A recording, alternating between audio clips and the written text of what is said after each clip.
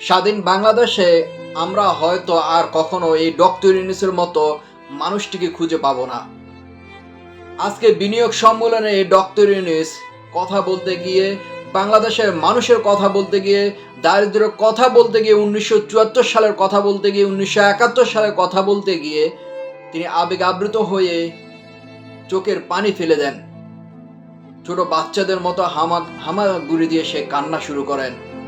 তার এই চোখের পানিতে ভাষা বুঝিয়ে দেয় কতটা দেশপ্রেমিক, কতটা ভালোবাসেন বাংলাদেশকে সেই মহান ব্যক্তিটি। তার চাওয়া পাওয়ার কিছুই নেই। আমি মনে করি এই ডক্টর ইউনূসের চাওয়া পাওয়ার কিছুই নেই। তার কি না আছে? তার সব কিছু আছে। তার ইন্টারন্যাশনাল সম্মান আছে, মর্যাদা আছে। শুধু আমরা বাংলাদেশের মানুষ বুঝতে পারি নাই যে ডক্টর ইউনূস কি জিনিস। আজ আমরা স্বাধীন বাংলাদেশের প্রতিটা মানুষ বুঝতে পারছি যে এই ডক্টর ইউনূস আসলে মানুষটা কি, মানুষটা কেমন। আজকে ভিডিওটা যদি ভালো লাগে অবশ্যই শেয়ার করবেন। যারা আমার চ্যানেলে একেবারে নতুন অবশ্যই চ্যানেলটি সাবস্ক্রাইব করবেন, ইউটিউব চ্যানেলটি। আর যারা ফেসবুক পেজে দেখে রাখছেন অবশ্যই পেজটি ফলো দিয়ে ভিডিওটা শেয়ার করে দিবেন। দেশ স্বাধীনের পর 1974 সালে দুর্ভিক্ষের কথা বলতে গিয়ে কাঁদলেন অন্তর্বর্তীকালীন সরকারের প্রধান উপদেষ্টা অধ্যাপক ডক্টর মোহাম্মদ ইউনূস। আজ বুধবার রাজধানীর হোটেলে ইন্টারকন্টিনেন্টাল বাংলাদেশের বিনিয়োগ সম্মেলন 2025-এর উদ্বোধন অনুষ্ঠানে প্রধান অতিথির বক্তব্য দেওয়ার সময় তিনি কেঁদে ফেলেন। বক্তব্যের এক পর্যায়ে 1971 সালে স্বাধীনতা যুদ্ধের কথা বলতে গিয়ে আবেগ আপ্লুত হয়ে পড়েন প্রধান উপদেষ্টা। কয়েক সেকেন্ডের জন্য তার কণ্ঠ রোধ হয়ে যায়।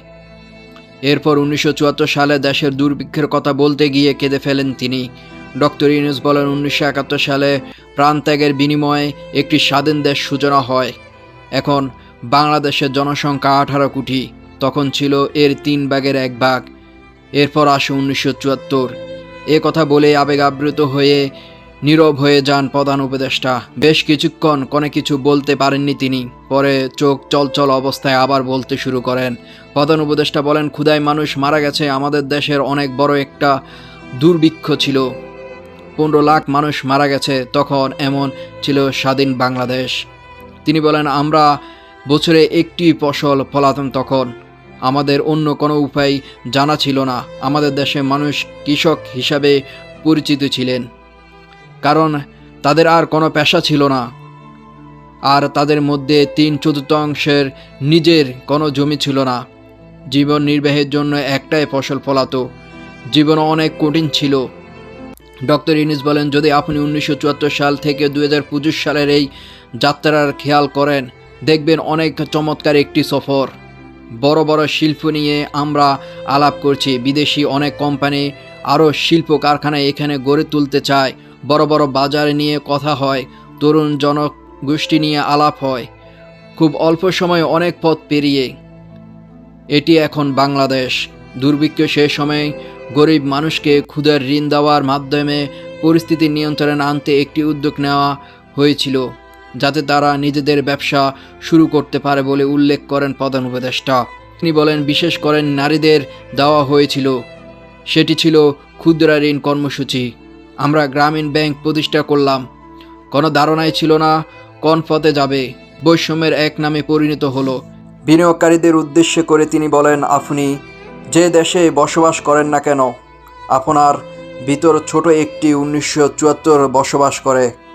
আপনারা দেখতে চান না, লুকিয়ে রাখেন মানুষকে অর্থ সহায়তা দেওয়ার মাধ্যমে। আমি সবসময় বলে আসছি, জনগণের অর্থ গরিবের মানুষকে দেওয়ার মধ্যে কোনো সমাধান নেই। সমাধান আছে অবকাঠামো তৈরির মাধ্যমে, মানুষের শক্তিকে বের করে নিয়ে আসার মাধ্যমে। ক্ষুদ্র ঋণ একটি সামান্য উদ্যোগ।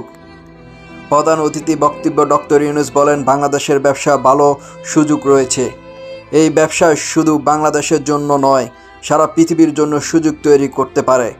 তিনি আরও বলেন, দরিদ্র জনগোষ্ঠীর উন্নতির ফ্রেমওয়ার্ক তৈরির মাধ্যমে সম্ভব দারিদ্র্য বিমোচন। আর সামাজিক ব্যবসায় আদর্শ স্থান বাংলাদেশ। বাংলাদেশে বিনিয়োগের বোর্ড বিডি আয়োজনে 4 দিনের এই বিনিয়োগ সম্মেলনে গত 7 এপ্রিল শুরু হলো। আজ আনুষ্ঠানিকভাবে উদ্বোধন ঘোষণা করেন ডক্টর ইউনূস। ধন্যবাদ সকলকে। আসসালামু আলাইকুম।